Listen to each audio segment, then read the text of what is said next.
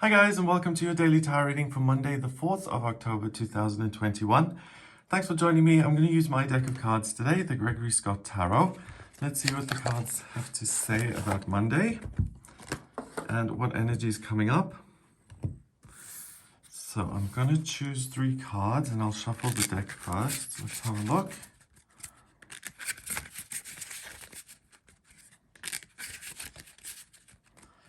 Okay, so first we've got the Lovers, lovely. Then we have the Knight of Wands, okay, sexy man. And then finally we have the Five of Wands.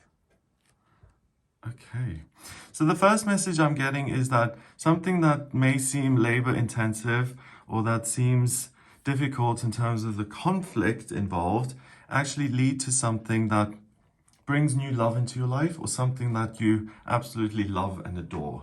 So it's important to continue being open-minded. And I've mentioned this, I think in yesterday's reading, that in terms of the astrology, we have Mercury retrograde.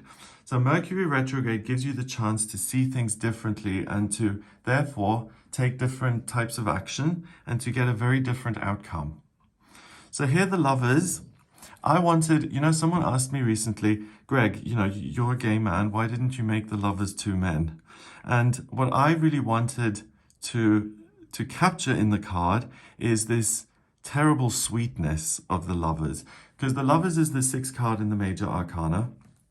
If you look at the Major Arcana, which consists of 21 cards, it's sometimes described or explained via something called the Fool's Journey. So the Fool is 0, and then you have the Magician, and then you have the 2nd card, which is the High Priestess, and then he goes through all of the 21 cards. And it's kind of like a soul's experience on planet Earth. And a book I'd really like to recommend, actually, which goes into a lot of detail on that, is 78 Degrees of Wisdom.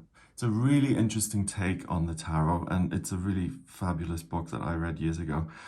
So by the time you get to the Lovers, you've gone through the Hierophant, spirituality and institutions, and you've met the Emperor, an authority figure in your life, which can be your father or school teachers or whatever.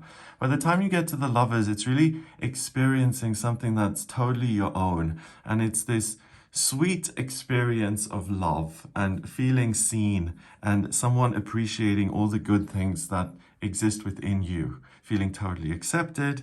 And running into something like that is so encouraging and can be healing. That's why we've got these little angels here with the caduceus, which is a symbol of healing. Because it not only is a wonderful positive experience, it also really heals certain things about yourself that you may not have liked. So I procrastinate, and I'm not the, greatest genius on this planet or whatever. It's these expectations that we have for ourselves. And if we fall short, it can put us at odds with ourselves.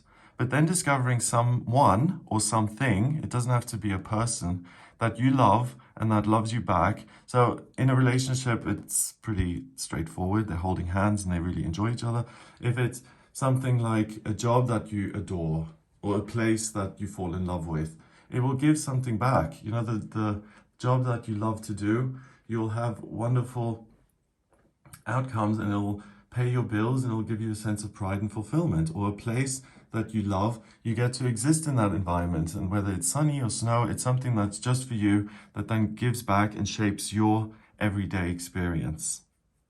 And I also wanted to have these little, they're not cupids, what are they called? The little angels? Cherubs. I wanted to have little cherubs because it's something that you have to kind of be,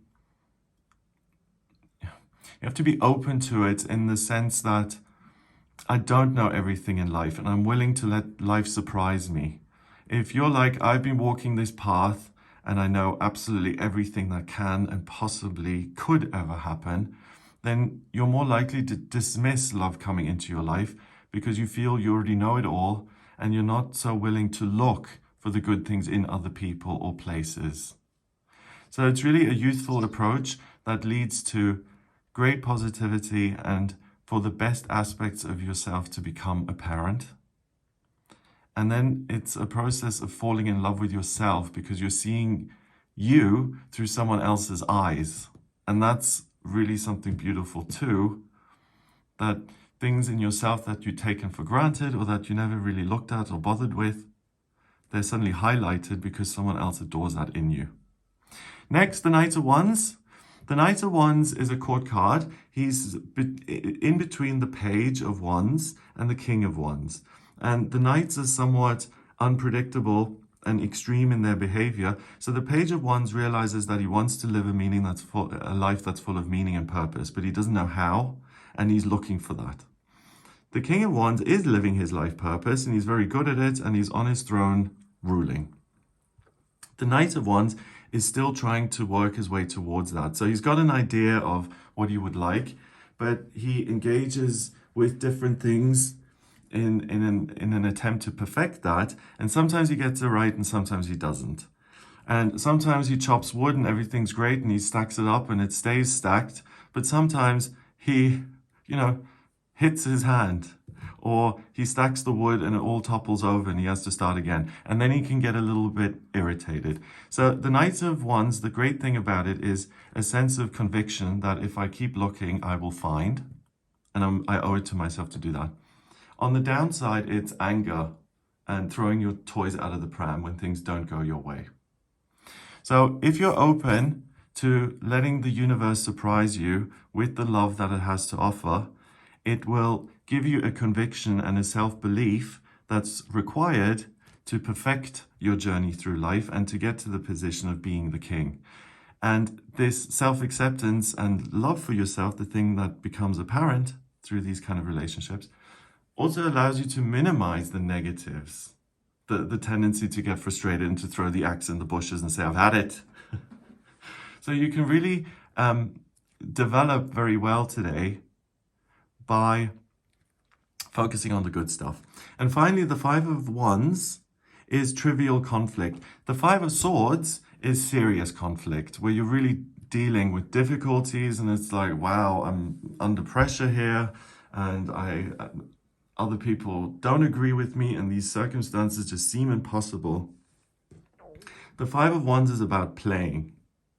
So here we've got a game where they're pretending to be soldiers and he needs to get through there and they're blocking the path, and it's fun, I suppose. Okay, if that's your type of game, then that's fun. But it's an opportunity to get to the other side, to learn about your own strengths because you're pitting yourself against other people and circumstances.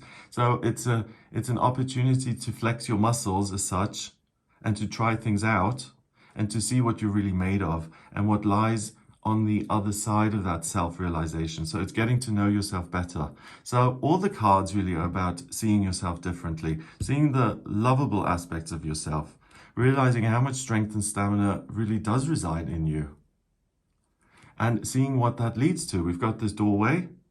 If you keep learning more about yourself, if you continue to discover the things about you, the things that make you you, without judging them as good or bad, they will lead somewhere. And we've got a town here on the other side, and other people live there, and other opportunities are in that town. And you wouldn't find your way through if you weren't willing to roughhouse a little bit and to take a risk, and maybe the potential to even get injured. I mean, they've got spears here, but I would say they are kind of rubber spears because they can't really harm each other. It's trivial conflict that leads to greater self-awareness and new opportunities coming into your life. What a great way to start a Monday. Number-wise, we've got 6, and a court card is 1. That's 7. 7 and 5 is 12. And 12, 1 and 2 is 3. And that's communication and new beginnings. So you do have the communication and perspective and thinking. There is the potential to see things in a very different way. And that leads to new places, new things, new relationships, new ways of working. And that becomes apparent to you on this day. So really positive. Have a fabulous Monday. If you would like a personal reading with me, please get in touch via my website. It's gregoryscott.com. On the front page, scroll down a little bit and click on the button that says book your reading to order your session with me. If you like this video, then give it a thumbs up, please. Hit subscribe to join us on this channel and share the video online. If you are able to do that, that'd be amazing. Have a fabulous day, and I'll speak to you tomorrow.